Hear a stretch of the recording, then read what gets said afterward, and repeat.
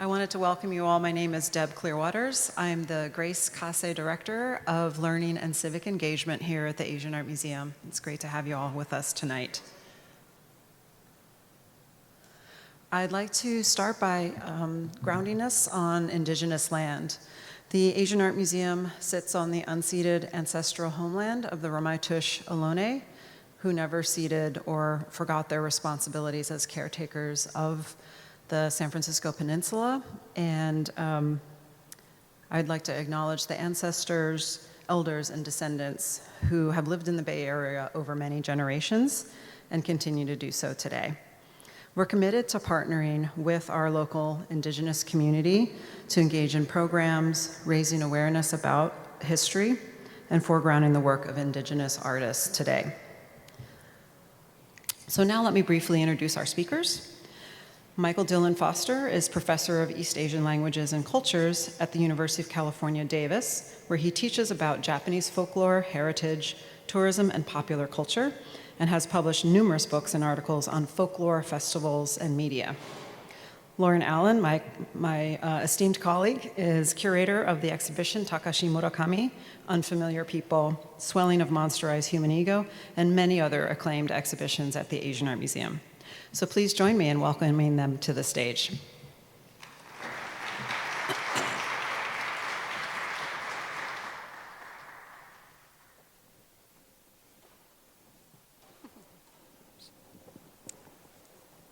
Thank you, Deb, and thank you all for joining us this evening. I hope you've been to see the show already and have kind of a grounding in some of the things that we're going to be discussing tonight. So without further ado, I'm going to be just showing some slides, and we're going to be talking about, not specifically about what we see on the screen, but just in general a conversation about yokai, supernatural beings in Japan, in Japanese art, and how they make their way into Murakami's paintings. So let me start out with a basic question. Ooh, I think he told me to move that down. Michael, you're a folklorist, and you've spent a lot of time thinking about the ways in which monsters and other supernatural creatures are represented in Japan. Can you talk for a moment in a general way about yokai and explain what they are, first of all? Yeah, yokai, just out of curiosity, how many people have heard the word yokai? How many people have never heard the word yokai? Okay, that's cool either way. The word yokai has become in Japan in really recent years the kind of catch-all umbrella term to describe all manner of kind of strange creatures, supernatural occurrences, sometimes includes what we would call ghosts. There have been many other words in Japanese history. There's been, for example, the word bakemono or obake, mononoke. These are other words. Really, in the last 20 or 30 years, the word yokai has kind of taken over as a kind of the umbrella term for all of these. And they come in all range of shapes and sizes.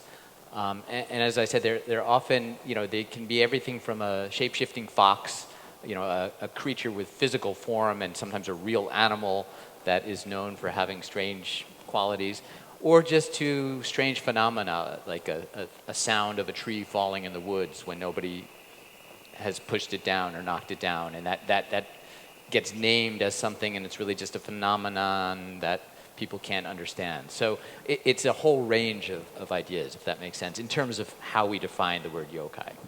And I don't know if you want to say anything about the slide that's on there right now. That's as far as visual images of yokai, there have obviously been images of strange creatures and mysterious beings in Japan and everywhere else for a very long time. But really in Japan, it sort of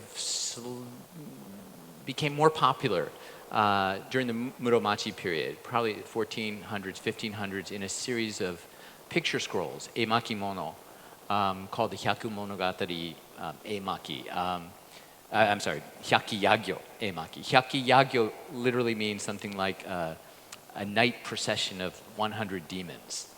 And this, I think the image we're looking at is an Edo period sort of, not copy, but sort of based on earlier images of this Hyakiyagyo series of pictures. This was really the first time these images became, these ideas, these strange creatures came visualized. And as you can see even from this image, I think the artists were having a lot of fun even back then. Right? Yeah, I was going to say they're quite comical, and the interesting thing about these supernatural beings is that they're not so much, they're a little scary looking, Yeah. like this giant guy opening up the box with his claws, but at the same time they're meant to be funny, they're meant to be amusing, and it's kind of striding that line between the two that I think is one of the characteristics of yokai. Is that right? Yeah, I think you're absolutely right. There's, if we look at some of the old narratives and legends about yokai, a lot of them are really scary. Strange things happening, people getting killed, and your typical kind of frightening ghost story sort of thing. But at the same time, especially once they became visualized, they took on comical characteristics. They were still grotesque and strange looking, but there's more of a kind of fun quality, and I think there was a lot of inventiveness on the part of the artists as well, in playing with their form and playing with the number of eyes and the expression on their face. We have another detail to illustrate that point.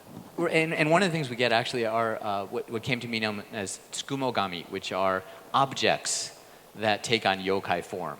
And there's all sorts of legends associated with those, but those were actually a lot of fun for people to draw and illustrate as well.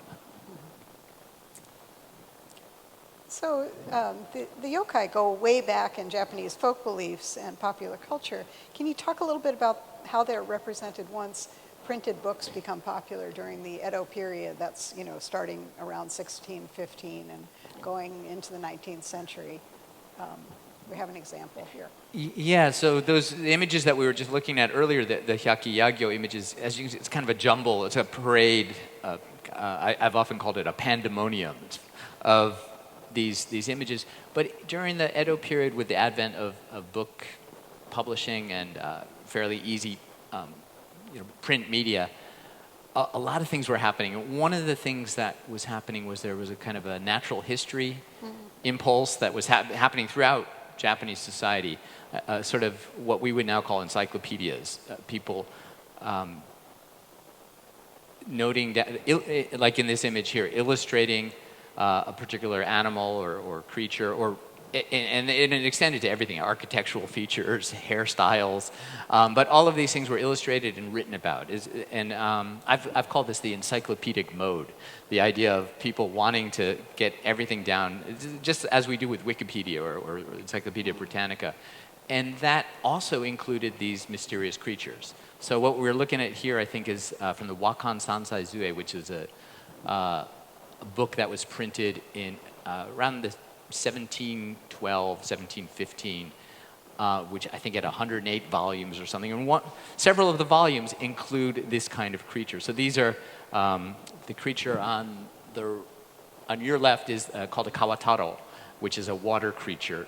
It came to be known as a kappa in many places, which you might have heard of if you know any Japanese creatures. That's one that's quite famous. And the one on the left is kind of a different species of that same kind of water creature called a suiko. But you can see how there's a picture, and then there's a description of what it does, kind of like the habitat. So that's one of the ways in which yokai and all sorts of things became part of print culture, I think. So part of this, fascination with categorizing Yeah. beings and foods and all sorts of domestic objects and everything else, so the yokai became part of that. Right, part of it, like a broader taxonomic movement, I think, amongst intellectuals in Tokugawa period Japan. Wow, 180 volumes, that's a lot. Yeah, it's a great book. I think I have one by Sekien too, and he was a very influential source for later artists. Can you talk a little bit about Sekien in particular? Yeah, and you can see this picture is by a guy named Toriyama Sekien, and it's from 1776, I think. So it's a little bit later than the encyclopedia images we looked at, but you can see it's similar in quality. This was also the advent of, I think, we call them a codex, what we think of as kind of a paperback book rather than a picture scroll. So each page, this guy Toriyama Sekien was an artist and an intellectual and a bit of a scholar and a bit of a storyteller. And what he did, starting in 1776, he made a whole sort of encyclopedia of yokai. So it was an encyclopedia dedicated only to this kind of strange creature. And some of them, like this one, this is a kappa, is a very famous creature even now. And in those days, there are kappa legends throughout Japan. So this was a well-known creature. He just draws a picture of it. And it actually says up there simply, kappa, also known as kawataro. So he's just labeling it and showing it. Later, he has a lot more complicated ones, and he actually starts, having much more detailed descriptions. And he's also, what was interesting about Toriyama Sekien is that he was actually having a lot of fun with these things. So it's that same encyclopedic mode, but he also introduces a sense of play. And scholars have analyzed every one of his several hundred yokai and trace their roots. Some of them have roots like the kappa in Japanese folklore. Others have roots in Chinese folklore and Chinese literature. And others we think he just made up.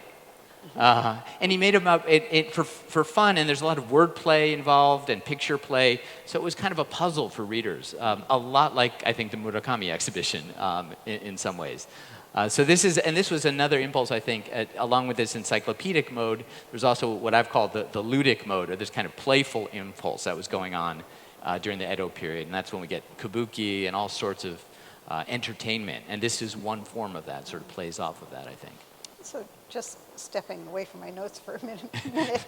Sorry, I'm going on and on. No. I knew this would happen. I think it's interesting how, much these characters were familiar to people from lots of other contexts in daily life, or maybe they knew some of them because they were known regionally or locally, and so that seems like, it's just part of the knowledge of the world, even though they don't exist in this. I can't think of anything quite comparable in our society.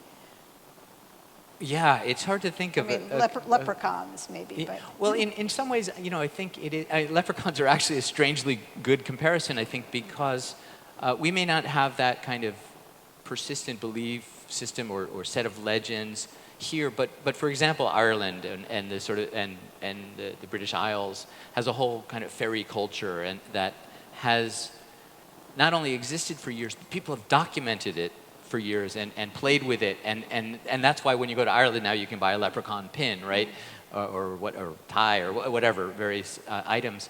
And the same in Japan. I think during the Edo period, in large part because of people like Toriyama Sekien, who were assimilating information from all over Japan and then producing it in these very popular books. And these books were apparently sold really well, so well that you can still find versions in libraries around the world. You can't just take them out and read them, but they're there in the archives. And that sort of, so he was bringing all these different ideas together and presenting them for people's consumption. And then they entered into popular culture, and particularly, I think, in kibyoshi and what's called kusazoshi, which were popular books, again, the size of a large paperback, and really predecessors of modern contemporary manga. And a lot of those would draw, I don't know if they actually looked at Sekien and said, we're going to use this yokai, but a lot of the yokai from Sekien, from this artist, were then taken and changed a little bit in shape and made into characters in these often satirical predecessors of manga, and which were incredibly popular. And I think that's one way in which this knowledge has spread and remained in the popular consciousness, to be accessible to people living in Japan, reading manga, looking at anime, and people, again, like Murakami, who can draw on that for their own imagery. Yeah, I was just going to ask you about the link to popular culture, and what if you can give us an example maybe of a manga or an existing popular form, whether it's an anime or a manga, that comes close to this kind of I think feverish, interest in yokai, in supernatural beings and yokai culture. Well, I think there's more and more. A lot is being played with. Anybody who's interested in anime and manga probably knows more than I do, but I know my students know a lot more than I do about the contemporary imagery that's going on, but things like Demon Slayer, which was incredibly popular, draws on some of these ideas and images. The most important one, I think, from the post-war period until the present is an artist named Mizuki Shigeru. And if you've seen the Murakami exhibition, his name comes up several times, I noticed, because he was a great influence on Murakami. But Mizuki was an artist, a manga artist who lived from 1922 to 2015 and created a whole cast of characters in little narratives that he drew. Many of them he drew directly from Toriyama Sekien. So he sort of went back to the original catalog, and some of his images are exactly like these, and he also created encyclopedias and sort of go-to guidebooks. So there's 200 years apart, these two artists were sort of doing the same thing, and Mizuki was very consciously drawing on Toriyama Sekien for his work as well. Oh, that's really interesting. Yeah, I didn't know it was so direct. Actually, now, because you brought up Murakami's work. Sorry. What? No. Let's turn to Murakami's work.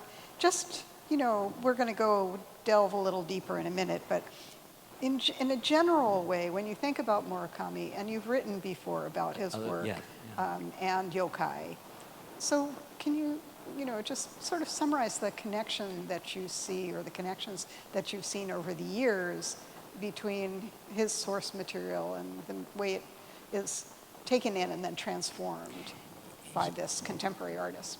Yeah, I mean, I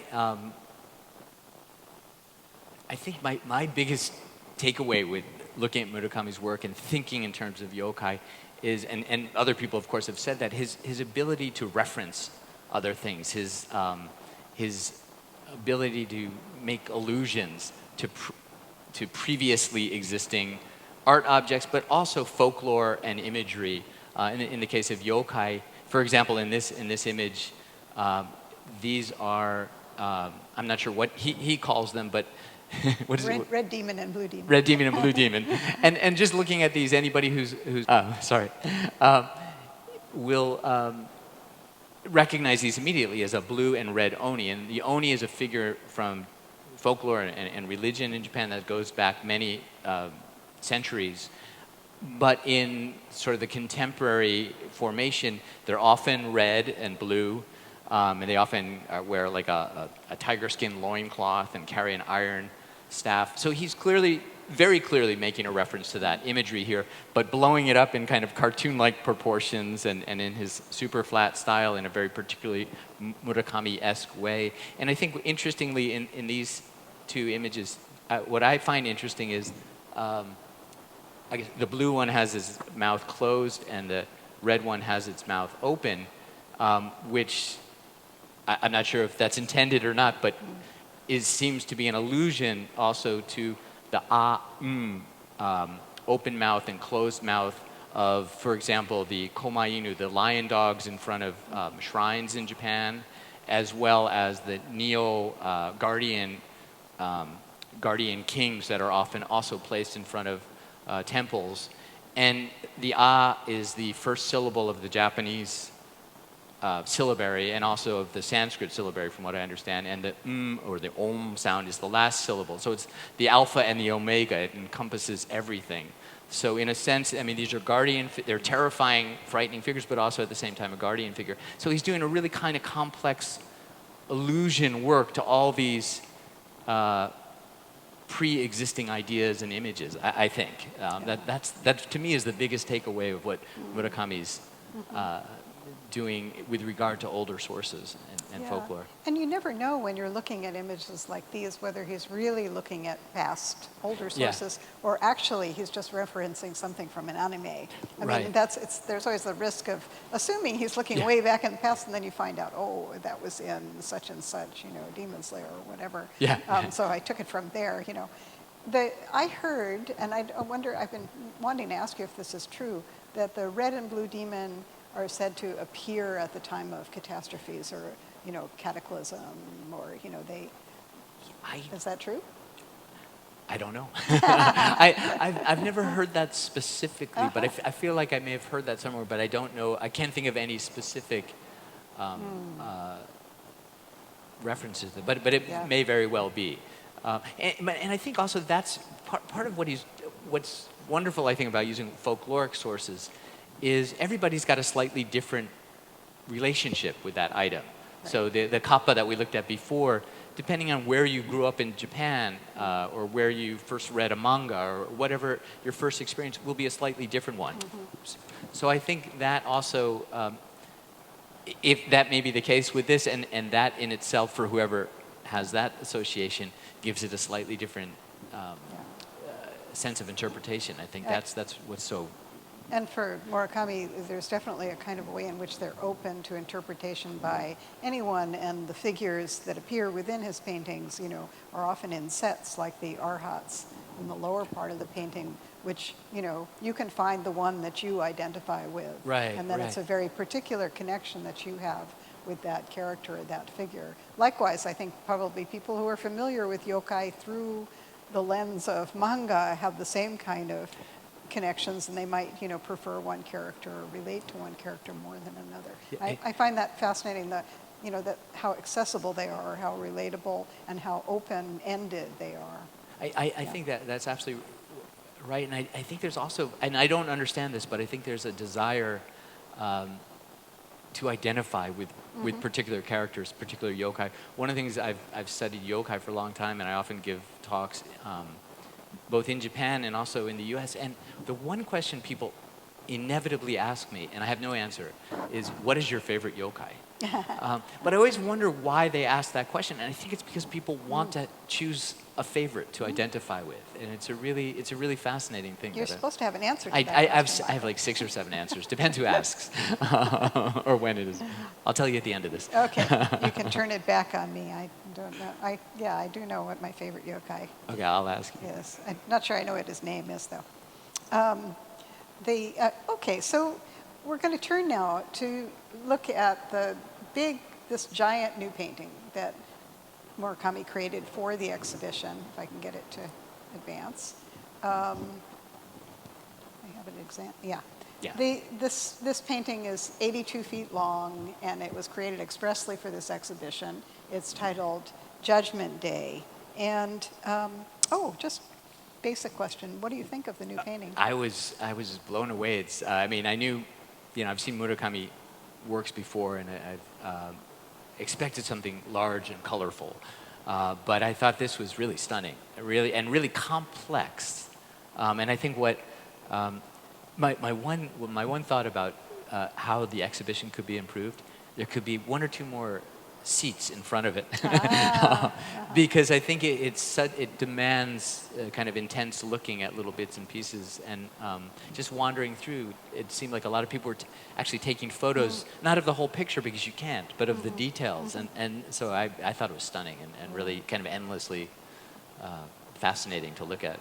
Yeah, and they're kind of a new thing for him. We have these 2 groups of yokai within the painting, and it's amazing because we, talked about having you come and speak, and I didn't know what this painting was going to look like, and then fortuitously, it's full of yokai, so that's great. Yeah, I was glad to see that. So, who are some of the characters that we're seeing here? And I tried to pick out some details so you can see them a little bit larger, but are some of them just immediately familiar to you? Yeah, not all of them, but some of them are sort of famous yokai. On the right-hand side there, one that strikes me as really interesting is, I think there's the octopus next to the octopus, and then another one with a single eye right below the flag. I don't know if you can see that. Is that? In the far left corner, top left corner? Yeah, the far corner on with the single eye bulging out on this side here, on the it's left for them. Left side, sorry.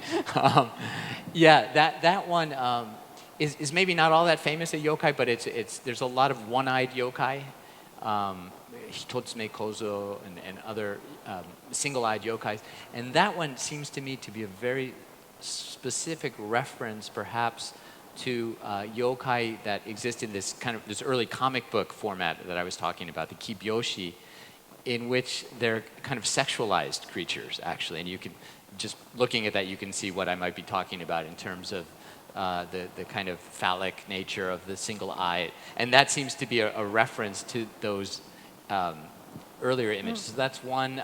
Another one is that the lantern yokai there with the arms reaching out. And we can talk about that later, I think. So that lantern, those have also some specific references, not only to the tsukumogami, the objects that become yokaiified, but also to a specific, very famous ghost story from that was a kabuki play in, I think, 1825 at first, and was incredibly famous. On the other side... Looks like there's some lucky gods in here, too. Yeah, on the other side, on this side here, the guy with the huge forehead looks like one of the 7 lucky gods in Japan, so it's a reference to, I think it's probably Fukurokuju. Fukurokuju, probably. And right next to him, the flat-headed creature there with the beak is a kappa that we've already seen. And then right behind and above him, the long-necked creature is probably what's called a mikoshi nyudo, or a male version of a dokuro kubi. There's various different yokai in Japan with long necks. So the most famous one is probably the dokuro kubi, is a long-necked female yokai. And the sort of male counterpart to that was this mikoshi nyudo, which is a long-necked male yokai. And he was, during the Edo period, somehow in those kibyoshi, in those sort of picture comic books, he became a kind of leader figure of yokai. Wow. And he and the dokuro kubi, the long-necked female yokai, were a famous kind of celebrity couple amongst the yokai. Long-necked celebrities. Yeah. Really do well on TikTok. So, of course, when I saw the painting, my art historical nerdiness kicked in, and I started immediately trying to track down the sources, of which there are many. So there are elements taken from many ukiyo-e 19th century Japanese woodblock prints, multiple sources. But the yokai in particular come from this print, which is a print by Utagawa Kuniyoshi, published in 1843. And the full title is "The Earth Spider Generates Monsters at the Mansion of Lord Minamoto Yorimitsu." So can we, talk a little bit about this? And, so we have 2 groups, and they're, as we'll see in the next slide, they're very close to what you're seeing in Murakami's paintings. What do you think about the source material for these yokai? For these yokai here? Yeah, for the yokai in the case of Kuniyoshi's print.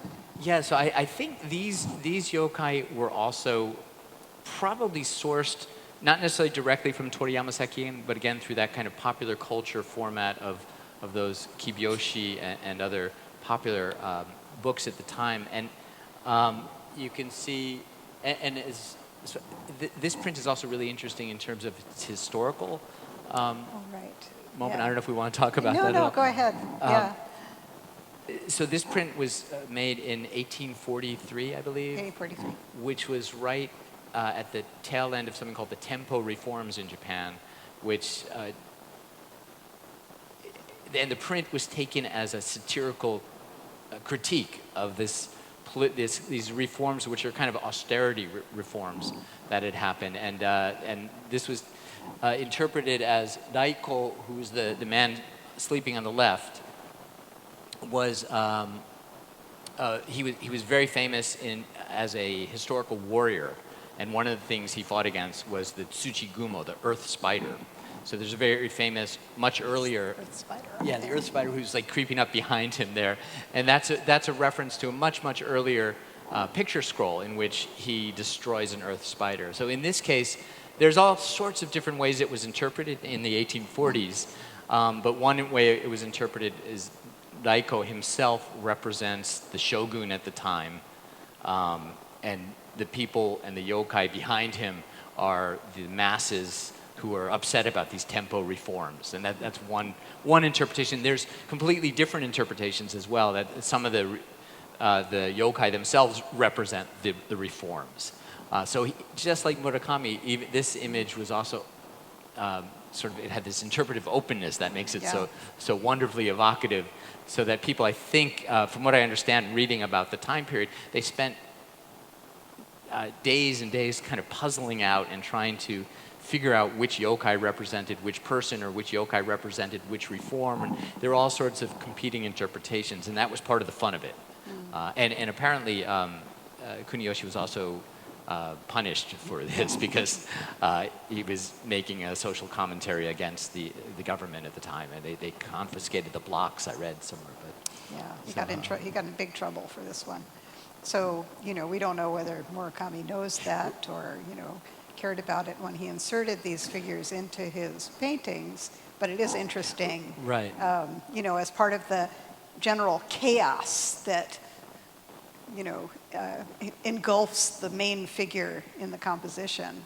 There's so much going on. There are people who look like they're acrobats on both sides, naked acrobats, and, boats trying to navigate through waves, and the yokai coming in, and then, samurai and geisha. There's a lot going on. So we don't really know exactly what role these figures played, except to be kind of that, they embody the sense of chaos and kind of a comical and yet frightening level of uncertainty about the world, I think. And that's something that permeates a lot of his paintings, that kind of balance between those forces. So we don't exactly know. But I'm going to go to the next one, though, so you can talk about the long-necked guy a little more. Right, and here's a perfect, you can see that the picture on your left is from one of those kibyōshi that I was talking about. And you can see how it's kind of comically figured, and there's the Mikoshi Nudo writing something with his mouth and his neck. And it's almost the exact same sort of curvature of the neck, which became kind of a motif in a lot of these images. So I think what's so interesting, what Laura, you were just saying about what Murakami is doing, is he's referencing this, which itself has so many different references. So there's kind of a metonymic chain that links it way into the past and into everybody's different interpretation as well, which is fabulous. And whether people pick up on or know about the connection with Kuniyoshi is, it doesn't really matter. They contribute to the general chaos of the image and the representation of this very kind of jarring, kind of complex scene. But if you do know about it, that's great, and you can trace it back, and you can enjoy that reference to the past. So you can take it at many levels. I think people also, excuse me, may have a sense, they don't know exactly what the reference is, but at least in Japan, looking at that, they may not know exactly what the reference is, but they have a sense that there's a reference. It's kind of a fuzzy allusion to something rather than a specific allusion. And if they do the research, they find out specifically. Yeah, I think actually people seeing this next image might, jump to, they've seen that somewhere before, an animated lantern. Where have they seen that before? In a very famous print by Hokusai, the most famous, at least in the West, the most famous of all printmakers, 19th century printmakers. So can you talk a little bit about the differences? I mean, it's interesting that Kuniyoshi, creates a figure with its arms projecting out, and I think Hokusai's version is much scarier. I think, and I'm not sure of this, but I think that there's two things going on there in the Kuniyoshi. So folklorically, or at least imagistically, there have been images of lantern demons or lantern yokai with arms and legs in some cases. But the Hokusai one is a very specific reference to Tokaido Yotsuya Kaidan, which was Ghost Stories of Yotsuya, I guess is the English translation, of a kabuki play that was first performed in 1825 with a character called Oiwa-san, who is probably the most famous vengeful ghost figure in Japan. And at one scene in the play, she appears to the person who caused her death in a lantern, and there may be images in the kabuki where she comes out of the lantern. So she's associated with this lantern, and he's making a very specific reference to that. And I wonder, I don't know this, but the kuniyoshi may be kind of a mashup of that. So it's a reference to that. At the same time, it's also a reference to pre-existing ideas of a ghostly lantern as well, and that's why the arms are there. But I'm not really sure of that. But that uncertainty, I think, is all part of it as well, is the wondering about that. Yeah. You asked me about what would my favorite yokai be, and is it Tsuchigumo? Tsuchigumo. The objects that Tsumogami. Tsumogami. The objects that turn into Yokai. Yeah. yokai. And they're often discarded objects. There's some, period there's a period that elapses and then they can become vengeful or not. I forget the history of it. Can you talk a little bit about that? Yeah, so the Tsuchigumo that we've referenced here are they're sometimes translated as object monsters, or they're often everyday objects, brooms and lanterns, a lot of musical instruments, and the sort of narrative behind them, and there's actually a Tsukumogami Ki, I think it's called, which is a picture scroll that illustrates this, is the idea that they're objects that after 99 years, if they're discarded without the proper reverence paid to them, they can turn against their owners. They can sprout arms and legs and eyes and become yokaified, as it were, become animated and demonic creatures. And the Tsukumogami Ki, the picture scroll that talks about that, I think, shows this happening, and then a Buddhist practitioner of some sort comes and blesses them, and they reach they go the opposite direction. They become Buddhas instead of becoming yokai. But the idea of these objects becoming monsters has been very compelling, I think, and especially recently, I think, because of our environmental issues where people are just throwing things away and wasting things, and it becomes a kind of a metaphor for what not to do. You don't want to throw out your objects without giving it proper reverence, or it'll come against you. But it also makes for incredibly wonderful imagery. There's particularly famous, I think, are musical instruments and brooms and lanterns as well. Oh yeah, I remember some images of like a lute. Yeah. And also in our Naki Fudo Engi, if anybody remembers this, we have a section of a hand scroll, and there is a basin and also a little a tray that are animated. That's great. That have become animate. And in the Kibyōshi, again, in those comic novels, they would often be illustrated in a kind of useful way, right? So like this table would have legs, and if Laura wanted her glass of water, she would call it over and walk over. So it becomes, again, a way for people to play with things. Very much, I think, again, like Murakami does with so many of these images. He just transforms them in a fun way. I think there's one, and I was going to turn next to... probably look at my notes, make sure I haven't missed anything. Oh, okay, before I go to the friends, I wanted to talk about the friends, which include at least, more than one. Tsukumogami. Tsukumogami, I'm going to say it. Tsukumogami at opposite ends of the case. Oh, I didn't notice that. Yeah, okay. If you go and look carefully. I think that's what they are. So all the things that we've been looking at so far, what does that say about the stickiness of the Edo period yokai and the persistence of these images in popular culture? Is Murakami just being swept along on a tide that is irresistible, or is this a deliberate strategy, you think? I think it's probably both. I don't know, but I think there is now, in my observation, even more than ever, I think there's more and more promulgation of yokai in Japan. I was just recently in Japan, and it does seem like there's more and more manga and anime with kind of creative mashups of these creatures. There's a new inventiveness. I mean, it's always been there to a certain extent, but now to me, more free-flowing. And I'm sure Murakami is actually part of the influence for that, but also benefiting from that freedom. But he also... I don't know, but it seems to me he also is very conscious of what he's doing at the same time. He knows where to pick and choose to make interesting choices and to make us think about those choices, I think. At least to my mind, that's what I feel. Do you feel that he's conscious about this kind of thing? Like you, I think it's both. Things come bubbling up out of his head, and my sense is that, it's not necessarily that he's thinking I'm going to pursue this particular path, but they're there in the background. But I think you're right that he's both drawing on and feeding a movement. Yeah. That's really prominent now. I mean, I think it's come to the West. People are very interested in yokai here as well. Yeah. It's not just in Japan. Yeah, So. it is getting more and more popular.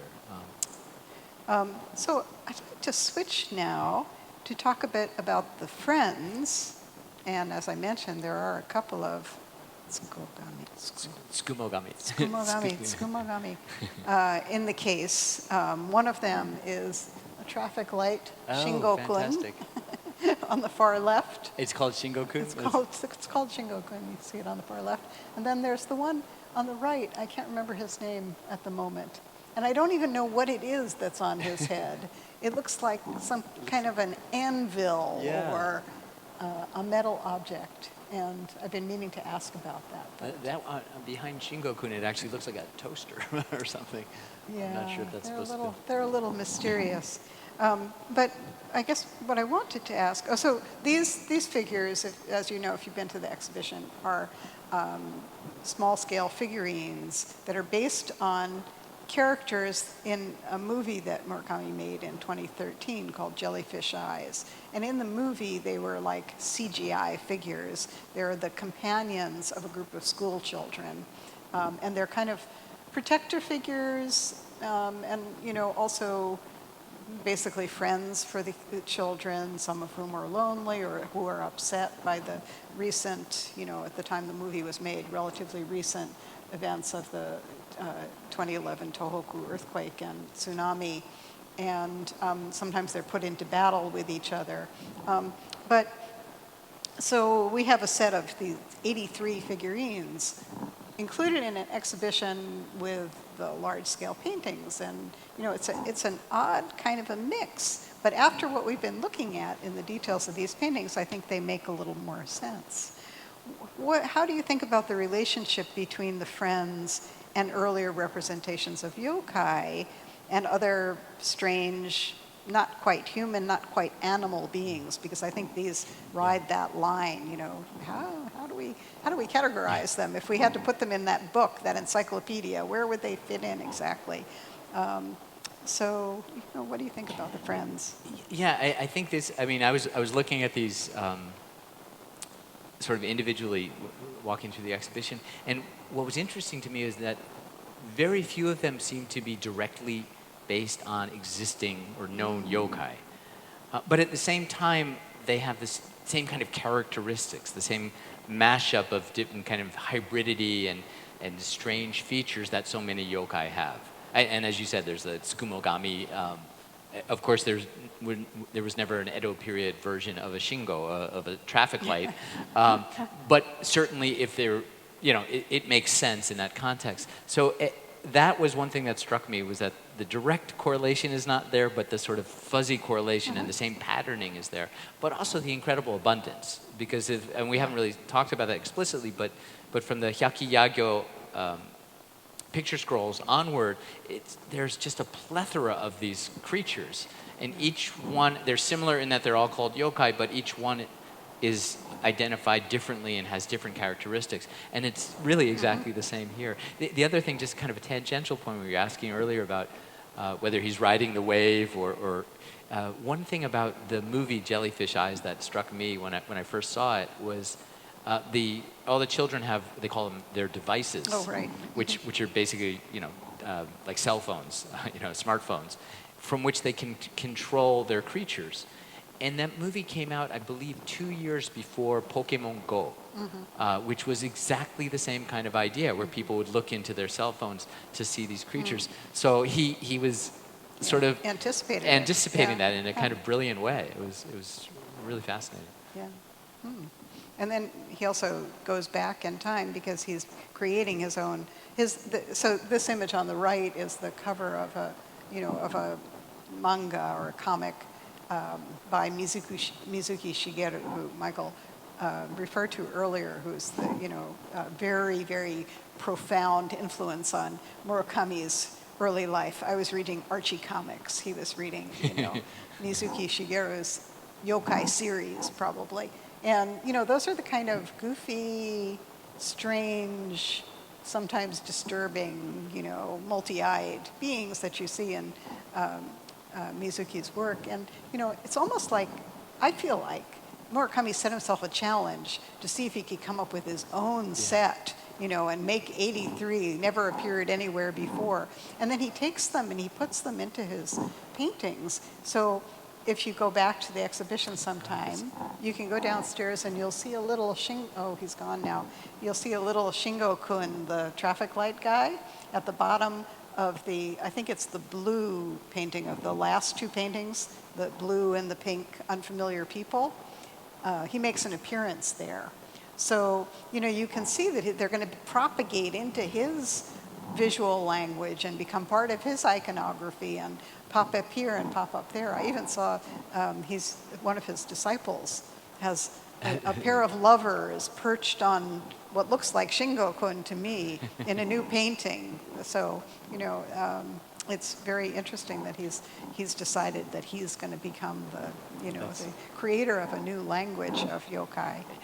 If we think of Murakami as somebody who, like a DJ who samples from here and there in his artwork, now he's becoming the producer from whom people are sampling, which is kind of interesting. Yeah, it's really profound. We're getting a little bit short on time, but I do want to say, to that point. Why are there so many friends? I mean, 83 is a lot. I'm not sure if that many appeared in the painting. I think he made new ones after the fact. So I see them as being a little bit similar to Pokemon characters, and I think we agreed about that. Yeah. Each of them has their individual powers. I don't know how familiar you are with Pokemon, but they do each have very specific powers that are described in things like this Pokédex and other indices. Right, and I think you're absolutely right, and I think it taps into the same kind of sensibility we were looking at during the Edo period of this encyclopedic impulse, this taxonomic impulse to collect and organize and point out the specific differences between these creatures, but put them all in the same book together. And at the same time, it also taps into that playfulness, because of course, Pokemon, as far as we know, is for fun, right? It's not just. It's something that people are playing with, but in a very taxonomic, encyclopedic way. So I think it's that same sensibility. Same sensibility. And here, can you tell us about these? These are interesting and mysterious images. What are we looking at? Can anybody guess what the image on the left is? What it might be? So this is from the Edo period, and what it is actually a board game.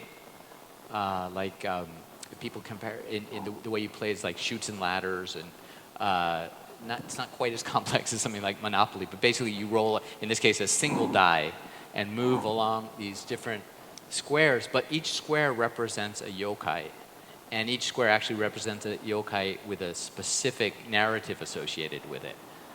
So this was, to my mind, this is similar. It's this encyclopedic knowledge that you need to play the game and understand it and have fun with it. But it's also a playful way of interacting with the yokai. So the way, it's kind of interesting, but the very bottom square is where you start. And it's hard to see, but that's a bunch of kids hanging out, telling ghost stories to each other. And they start there, and it moves up. And it eventually, each one of those is a yokai, and then you get to the ending square, which is the top center area, which actually has a lot of cats in it, which is very similar to Kuniyoshi, which is also very similar to the Murakami image. If you had a chance to see the Judgment Day, there were a lot of cat images in there as well.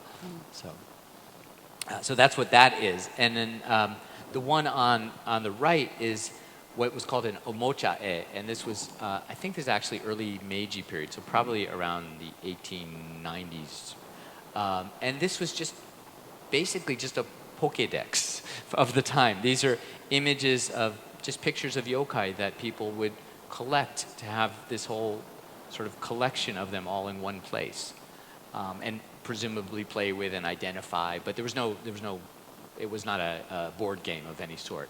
But again, it reflects exactly, I think, what Murakami is doing with collecting all these friends. And I noticed also there was you had in the exhibition a little chart for people to walk around with, and that's exactly what this is. Find your favorite. Yeah, going back to the favorite. So just 2 more slides, but I didn't want to miss out on this because I think this is particularly fascinating. There's something called yuru kyara, or kara, that are what we would call, I said that to somebody in Japanese recently, and they said, oh, you mean mascotto. Yeah. So maybe it's changing. They're mascots, which is easier to say. Yeah. They're mascots that are, sort of everywhere. They're pervasive. They even have this Royal Grand Slam kind of competition for the best yuru kara, and museums have them, cities have them, municipalities have them. They're very cute, but it's the same thing, it's the same idea basically, that there are masses of them, and they're locally specific, and you can pick your favorite one. And yeah, I think it totally sort of kind of emerges out of the same creativity and same sense of imagination, and people do sort of collect charts of, I've seen this one and this one, so they can mark it off. But like you said, each one is different. I mean, they're all the same in some features. They all have similar sort of, they're stuffed mascot-like characters, and a lot of them have giant heads and small limbs. But they also represent the particular community or the particular company or school that they're associated with. I wonder what the Asian Art Museum. We have one. Do you have one? Reina is a rhino. Oh, really? Considered our mascot. There you go. And on the right, I just put in the red and blue demons, the Namahage version.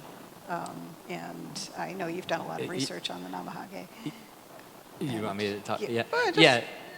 Namahage is 10 words. I can't do that. I'm writing a book about this. Namahage is a ritual that takes place in one small region of Japan where there's various different versions of the ritual, but people will wear demon-type masks. And interesting that you mentioned this because it's only each small community has a different mask, but in recent years, the red and the blue have become sort of the most commonly known and the most popularly featured.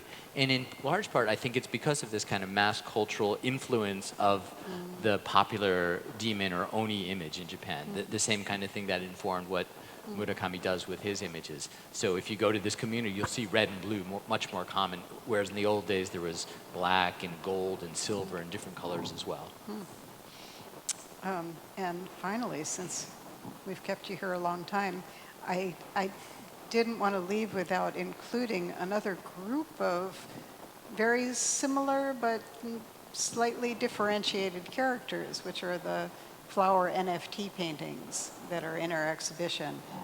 I think to some extent, this is my own observation, but there seems to be something similar going on here. Each flower is customized with accessories that relate to popular trends, tastes, and activities. So, you have a guy playing a flower Nintendo player, or somebody eating pizza, or another one with a lipstick. There are endless variations, and there are over 11,000 of them in the virtual form of the NFTs.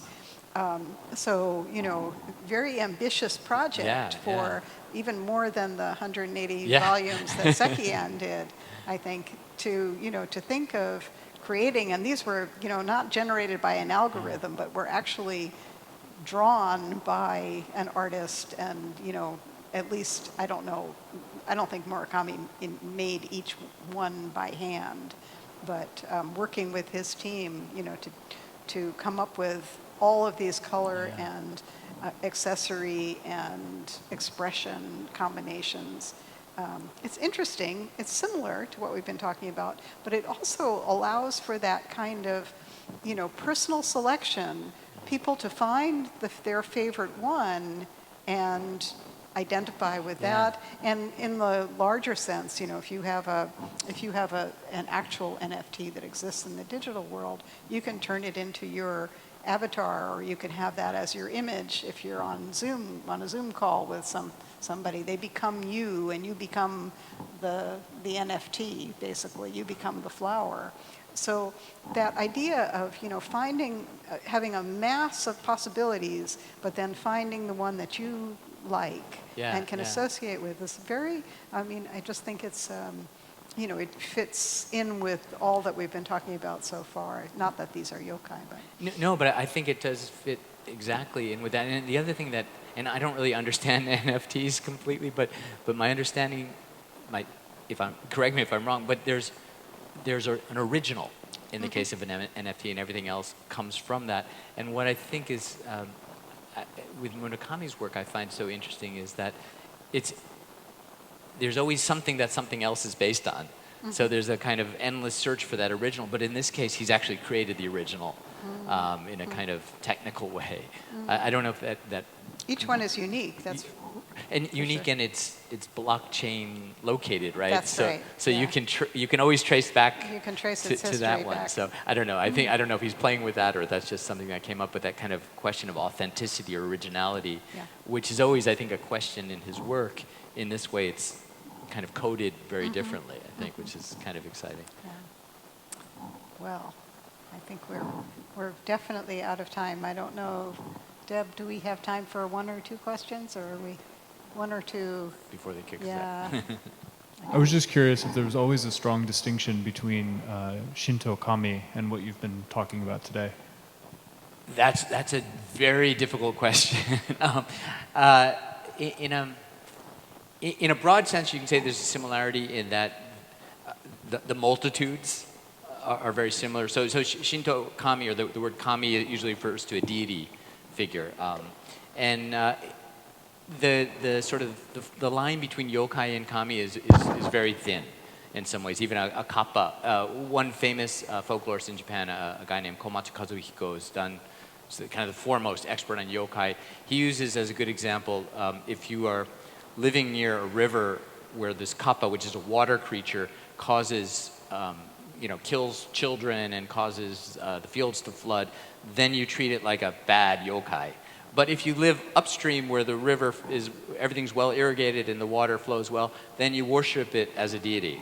Right? So his point is it's really the human relationship with them. But I think conceptually speaking, that sort of myriad of possibilities is similar. But it's you've hit upon something that people have literally written books about. That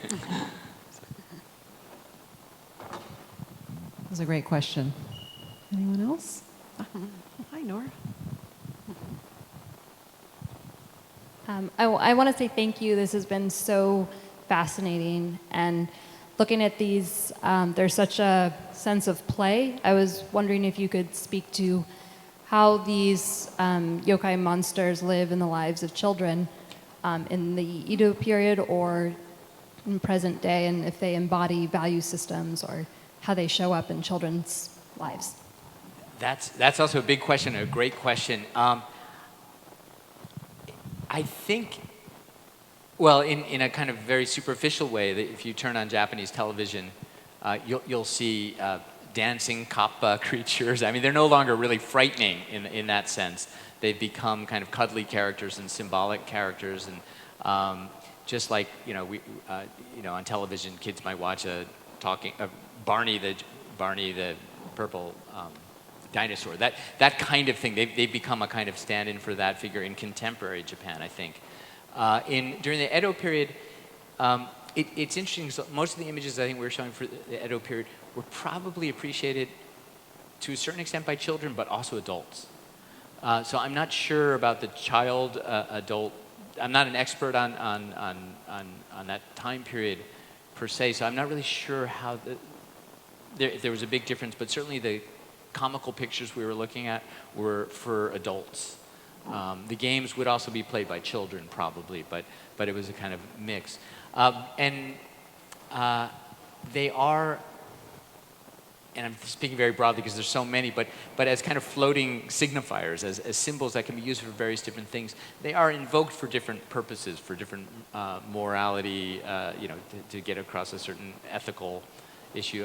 One of the famous, recent famous ones in Japan is something called an amabie, which is a creature that there's one record of it in 1846 emerging from the water off the coast of Kumamoto and saying, you're going to have 6 years of good harvest, but it will be followed by a plague.